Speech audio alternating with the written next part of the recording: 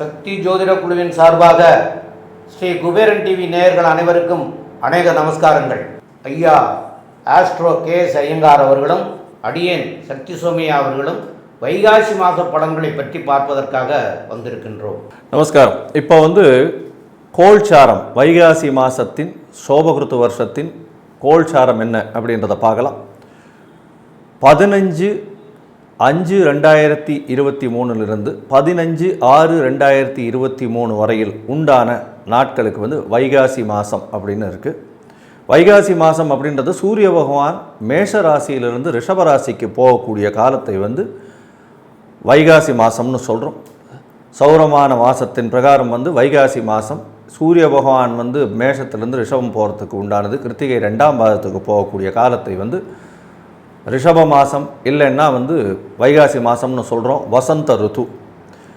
இந்த மாதத்தின் கோல்சாரம் பார்த்தீர்களேனால் காலபுருஷ தத்துவத்தின் பிரகாரம் மேஷ ராசியில் குரு பகவான் புத பகவான் ராகு பகவானும், ரிஷப ராசியில் பார்த்தீர்களேனால் சூரிய பகவான், மிதுன ராசியில் சுக்கிர பகவானும், கடகராசியில் செவ்வாய் பகவானும், சப்தமம்னு சொல்லக்கூடிய துலாத்தில் கேது பகவானும், 11ஆம் இடம் அப்படின்னு சொல்லக்கூடிய கும்பத்தில் சனி பகவானும் இருக்கக்கூடிய காலகட்டத்தில் இந்த மாதம் பிறக்கிறது.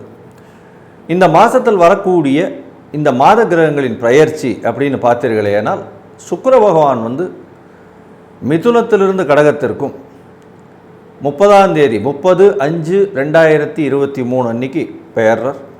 அதே மாதிரி புத பகவான் மேஷத்தில் இருக்கிறவர் ரிஷபத்துக்கு 1/6/2023 அதாவது ஜூன் 1ஆம் தேதி மேஷத்திலிருந்து ரிஷபத்துக்கு போகிறார். இதுதான் கோல்சாரத்தினுடைய விஷயங்கள். இப்போ பார்த்தீர்களேயானால் இந்த மாதத்தின் சிறப்பு அம்சங்கள் அப்படின்னு சொல்லக்கூடியது வைகாசி மாதம் அப்படின்னு சொன்னாலே வைகாசி விசாகம்.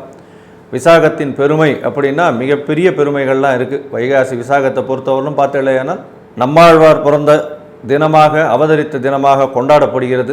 வைகாசி விசாக பௌர்ணமி நட்சத்திரத்தில் ஆறுமுக கடவுள் அப்படின்னு சொல்லக்கூடிய முருகப்பெருமான் அவதரித்த நாளாகவும் 6 பொறிகளாக சிவபெருமானின் நெற்றிக்கண்ணிலிருந்து வந்தவராகவும் அன்றைக்கி கொண்டாடப்படக்கூடிய வைகாசி விசாகம் நாள்.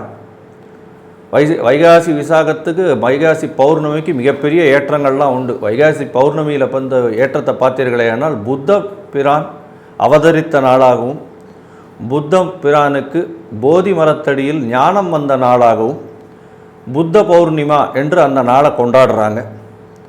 இதை தவிர வைகாசி மாதம் அனுஷ நட்சத்திரத்தில் காஞ்சி பெரியவா இங்கே அவதரித்ததா இந்த இது இருக்குது, டாக்குமெண்டேஷன் இருக்குது, அவருடைய பர்த் இது இருக்குது.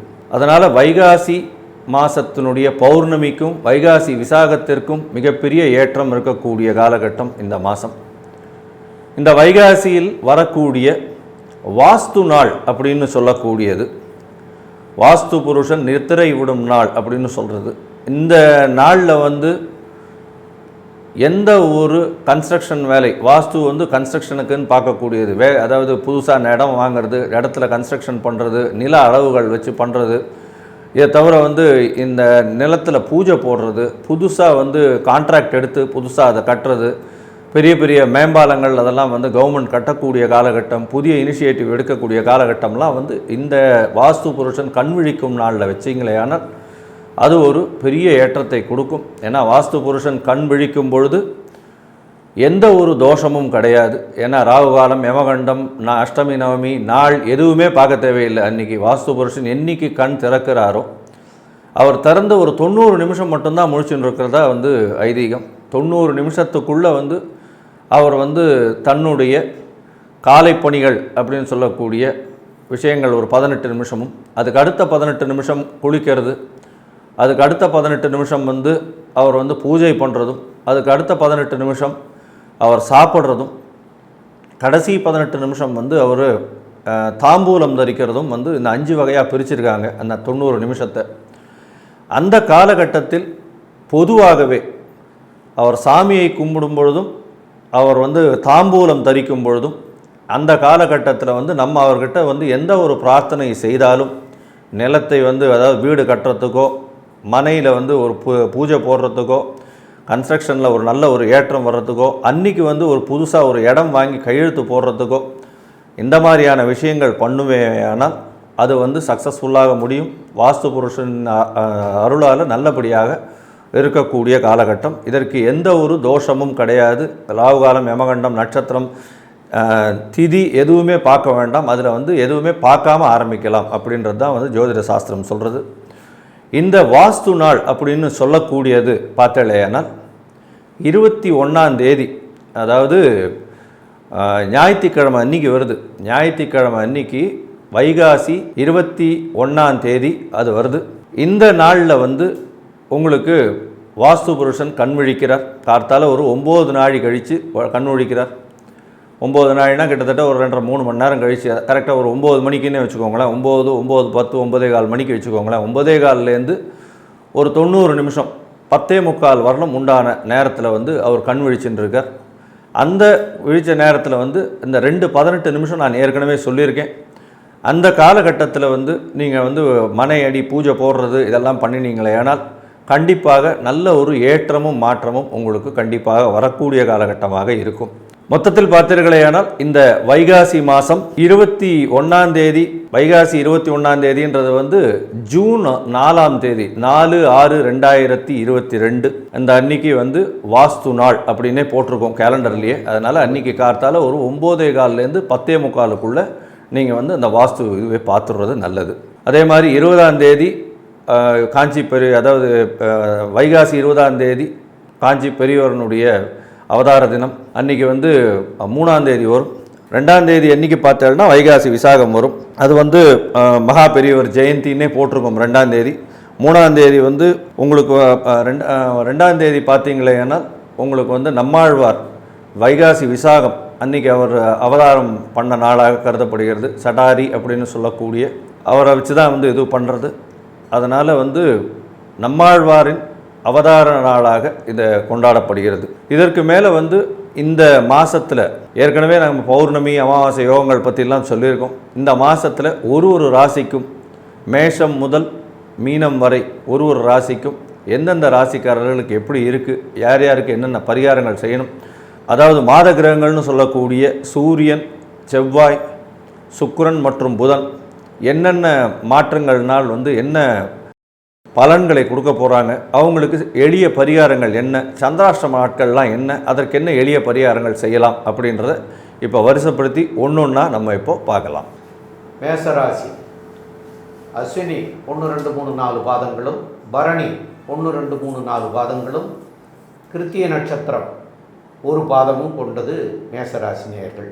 இந்த மேசராசி நேயர்களுக்கு வைகாசி மாத கிரகங்கள்லாம் எங்கெங்கே இருக்குங்கிறத ஐயா தெளிவாக சொன்னாங்க.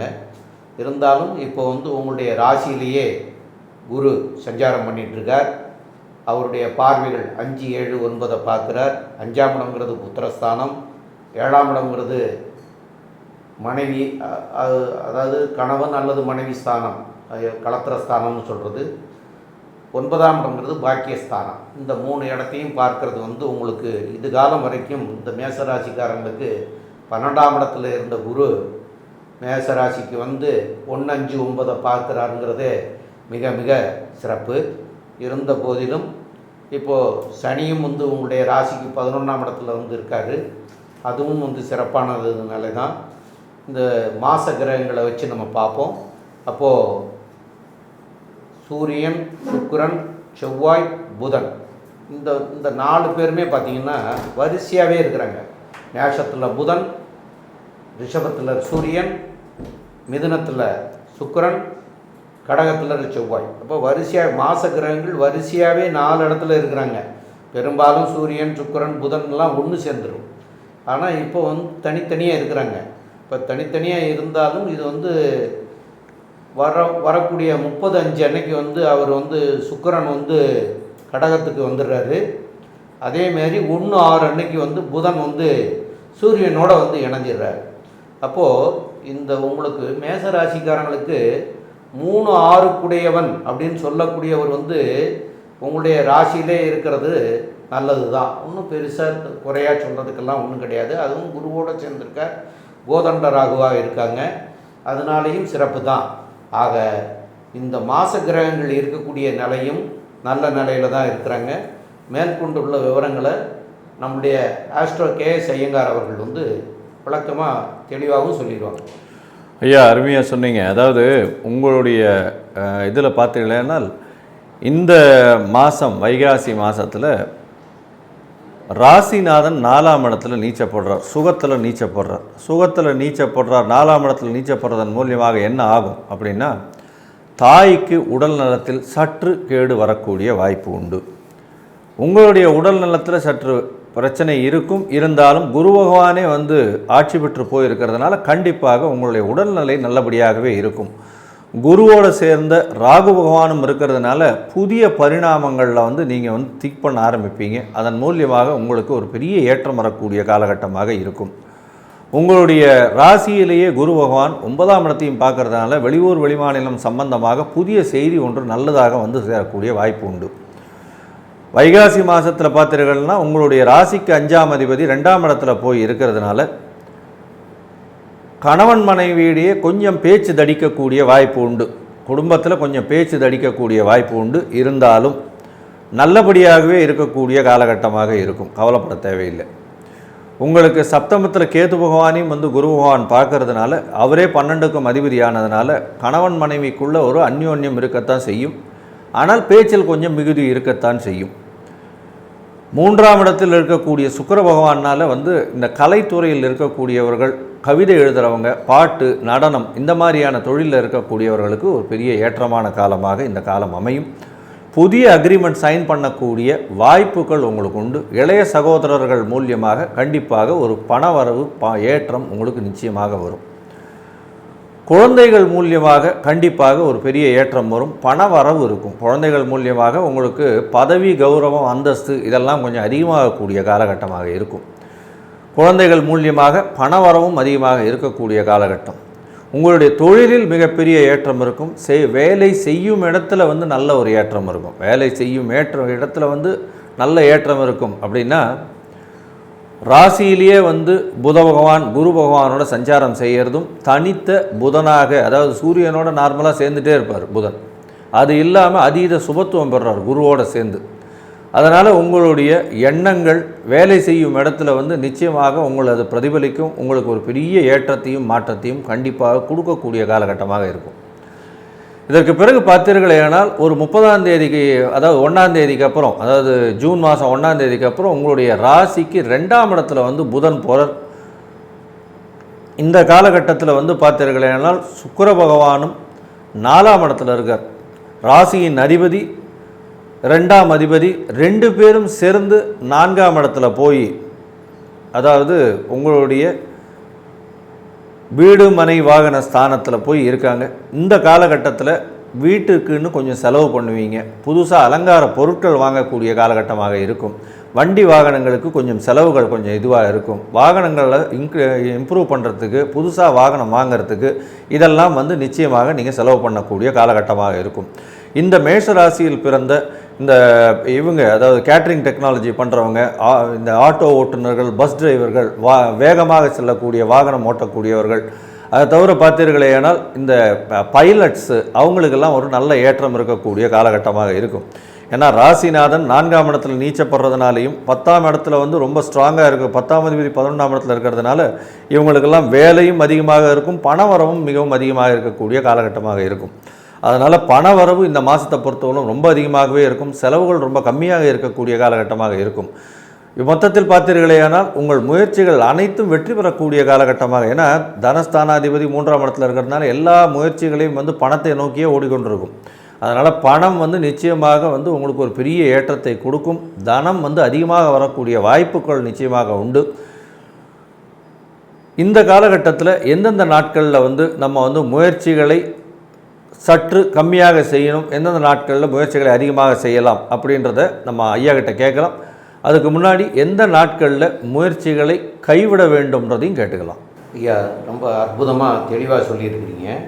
இப்போது வைகாசி மாதத்திலற இந்த மேச ராசிக்காரங்களுக்கு மனோகாரகன் என்று சொல்லக்கூடிய சந்திர பகவான், அதாவது மனசை ஆளக்கூடியவர் மனோகாரகன், மனசில் வந்து என்ன நினைக்கிறோம், என்ன பண்ணுறோம், ஏது செய்கிறோன்றதெல்லாம் அதெல்லாம் அந்த சிந்தனையெல்லாம் தரக்கூடியவர் மனோகாரகன் என்ற சந்திரன் தான். அப்போ அந்த சந்திரன் வந்து இவங்களுடைய ராசிக்கு 8ஆம் இடத்திற்குரிய நட்சத்திரங்களை வர்ற அன்னைக்கு அவங்களுக்கு வந்து சந்திராஷ்டமம்னு சொல்கிறது.